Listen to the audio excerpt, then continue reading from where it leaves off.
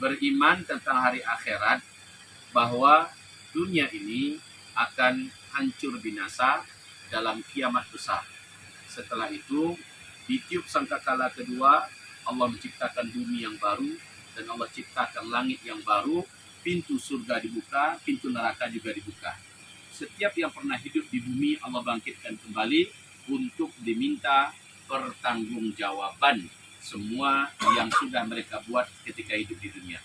Itu peristiwa disebut dengan Yaumul Ba'ti, hari kiamat, hari kebangkitan. Ini kita imani ya, rukun iman kita yang keenam. Cuma, kapankah kiamat itu terjadi? Nabi Muhammad ditanya, ya Rasulullah, kapan kiamat terjadi? Nabi berkata, saya tak tahu. Ini yang bertanya ternyata malaikat Jibril.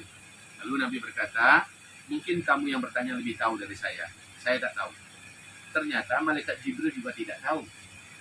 Lalu ketika malaikat Jibril ini bertanya lagi di depan semua sahabat ini ya, kalau begitu engkau tahu tidak ciri-ciri atau tanda-tanda, kalau tanda-tanda itu sudah terjadi, berarti kiamat sangat dekat terjadinya. Kata Nabi, nah kalau ini pertanyaanmu saya tahu. Jawaban Nabi mengejutkan. Pertama kata Nabi, kalau engkau dapati mendadak orang-orang miskin, penggembala ternak tidak beralas kaki, mendadak mereka menjadi kaya raya, dan mereka sangat berkuasa dan menjadi raja-raja. Lalu mereka berlomba-lomba membangun gedung-gedung yang tinggi pencakar langit. Jika kau sudah mendapatkan zaman itu, berarti jarak antara engkau dengan kiamat sudah sangat dekat, kata Nabi. Ini hadis sahih riwayat Imam Muslim. Di dalam hadis riwayat Imam Ahmad bertanya Ibnu Abbas kepada Rasulullah, ya Rasulullah, siapakah yang engkau maksud? Kaum yang kere, miskin, hanya penggembala ternak, saking miskinnya dia tidak pakai alas kaki, dia bertelanjang dada. Mendadak dia jadi kaya raya dan sangat berkuasa. Ya Rasulullah, siapa yang engkau maksud? Kalau zaman itu sudah kami temukan, berarti kiamat sudah sangat dekat sekali. Jawaban Nabi simpel. Humul Arab. Mereka adalah bangsa Arab. Coba saudara, Arab dulu namanya Jazirah Arab ya kan? Arab dulu sebelum minyak bumi ditemukan di Arab, kaya apa miskin Arab? Seluruh kita tahu, sedunia tahu, sejarah mengetahui Arab sebelum ada minyak bumi ditemukan miskin. Negerinya gersang, tandus, gurun Saharanya luas, panas gak karu-karuan, ya. Padang pasirnya bagaikan tak bertepi, panas sekali, ya. Tapi saat minyak bumi ditemukan di Jazirah Arab, Arab langsung berubah menjadi negeri petrodolar. Negeri-negeri terkaya di dunia sampai hari ini adalah Arab. Setuju ya? Bahkan ketika itu Arab pecah menjadi 6 negara terkaya di dunia. Nomor 1 yang paling kaya itu Qatar. Yang kedua adalah Kuwait. Yang ketiga Bahrain. Yang keempat Uni Emirat Arab. Yang kelima Arab Saudi. Yang keenam Oman. Ini 6 negara Arab. Ini yang paling kaya di dunia sekarang. Dan tahu enggak saudara-saudara sekalian, apa yang mereka buat sekarang ini? Mentang-mentang mereka mendadak menjadi kaya, mereka saling berlomba-lomba hari ini membangun gedung-gedung tinggi pencakar langit. Mudah-mudahan kita pernah melihat pemandangan Mekah ya. Bagaimana dengan Masjidil Haram kita? Dikelilingi sudah oleh hotel-hotel tinggi pencakar langit. Bahkan jam terbesar di dunia berada di gedung Tower Zamzam. Ketinggiannya lebih 656 meter. Ya.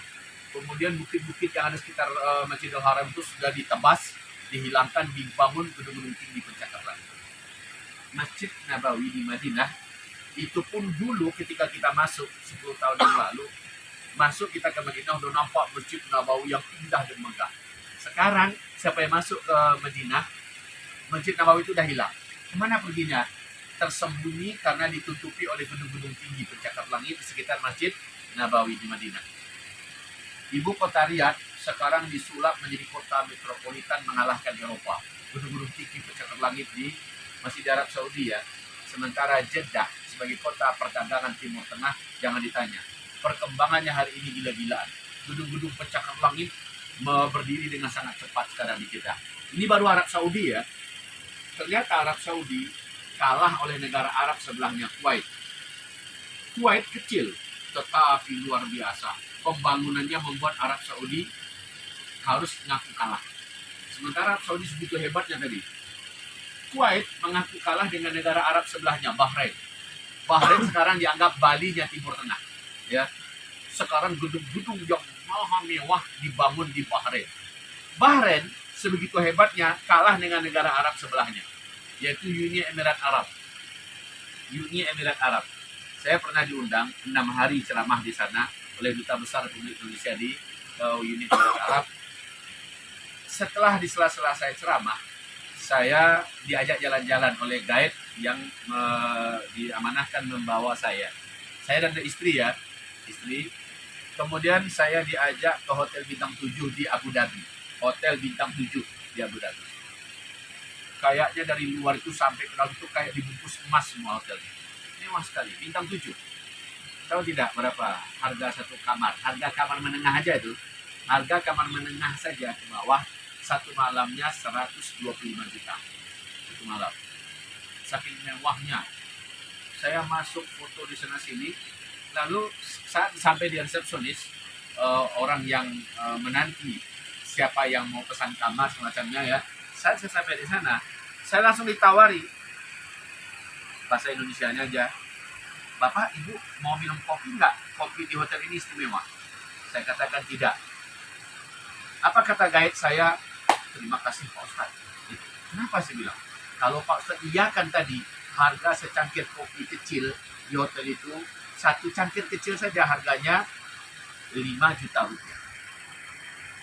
Ternyata kopinya itu diserakkan di atasnya serbuk tepung terbuat dari emas murni yang dapat larut dalam lambung.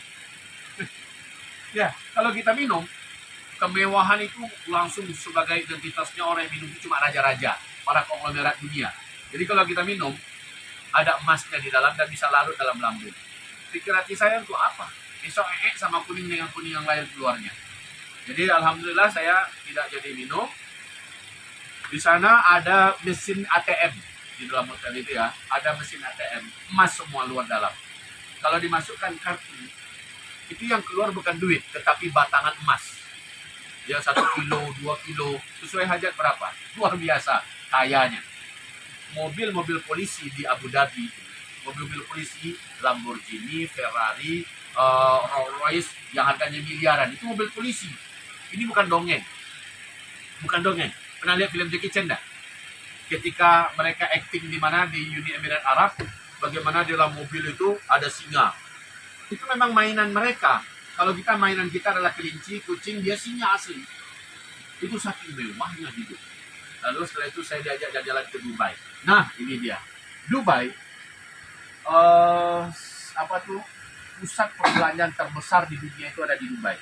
3 hari kita keliling di pusat perbelanjaan itu nggak habis-habis. Capek betis kita jalan, nggak selesai, saking besarnya. Di situ ada gedung tertinggi nomor 1 di dunia. Masya Allah ya. Ternyata gedung tertinggi nomor 1 di dunia itu bukan di Amerika, bukan di Inggris, bukan di Paris, saya sudah ke Hong Kong, saya sudah ke Sydney, sudah ke Melbourne, saya sudah ke ke berbagai negara-negara mewah di dunia, semuanya lewat. Gedung tertinggi di dunia adanya di Dubai. Tingginya berapa? 828 meter tingginya gedungnya. Ini Arab. Benar kata Rasulullah ya, mereka berlomba-lomba membangun gedung-gedung yang tinggi. Apakah ini sudah selesai perlombaannya? Belum. Sekarang di Jeddah hampir selesai. Gedung dibangun ketinggiannya 1,2 km di Jeddah, di tepi Laut Merah. Yang di Dubai tadi berapa tingginya? 828 meter. Sementara yang di Jeddah di tepi Laut Merah 1,2 km. Menghabiskan dana 120 triliun rupiah uang kita. Dibangun oleh orang terkaya nomor 1 di Arab Saudi, Pangeran Al-Walid bin Talal. Saya dikagetkan baca majalah Asy-Syarqul Awsat, nama majalahnya. Ternyata Kuwait juga sedang membangun gedung di atas 1 km pula. Gila. Menjelang saya keluar, Saya dikasih tahu oleh konsulat jenderal di Dubai. Apa katanya, Ustaz? Bulan September tahun ini katanya, ini dimulai pembangunan gedung yang ketinggiannya akan mengalahkan yang di Jeddah. Berlomba-lomba membangun gedung yang tinggi-tinggi. Lalu mereka hadiahkan saya buku berwarna full color, mewah buku itu, bahasa Arab, bahasa Inggris. Halaman pertamanya saya buka sejarah Arab. Waktu itu Arab sebelum tahun 1969. Ada fotonya, masih hitam putih. Saya lihat fotonya baik-baik. Seorang penggembala ternak sedang menghalau ternaknya, ya. Sementara saya lihat, perhatikan, kakinya tidak pakai terompa, tidak pakai sepatu. Dadanya cuma pakai rompi, sementara tidak pakai kaos dalam dan juga tidak pakai baju. Artinya telanjang dada. Mirip nggak dengan hadis tadi? Ya, mereka miskin, kere, penggembala ternak, tidak beralas kaki, bertelanjang dada, mendadak menjadi kaya raya. Ketemu minyak jadi kaya. Lalu mereka menjadi raja-raja dan saling berkuasa membangun gedung-gedung yang tinggi. Siapa itu ya Rasulullah, kata Ibnu Abbas? Arab, kata Rasul. Sekarang Arab sudah seperti itu. Berarti bila zaman itu sudah kalian temukan, sudah dekat sekali jarak antara kalian dengan kiamat. Ini untuk kita sadari ya. Mungkin kita tinggal di pedalaman, di kampung Solok Selatan, apalagi di sini, kita tidak merasa dan tidak nyadar dunia sudah semakin dekat dengan kiamat. Itu satu. Suatu ketika, ini bukti kedua ya. Suatu ketika Nabi ngajak Muaz bin Jabal jalan-jalan ke daerah Tabuk.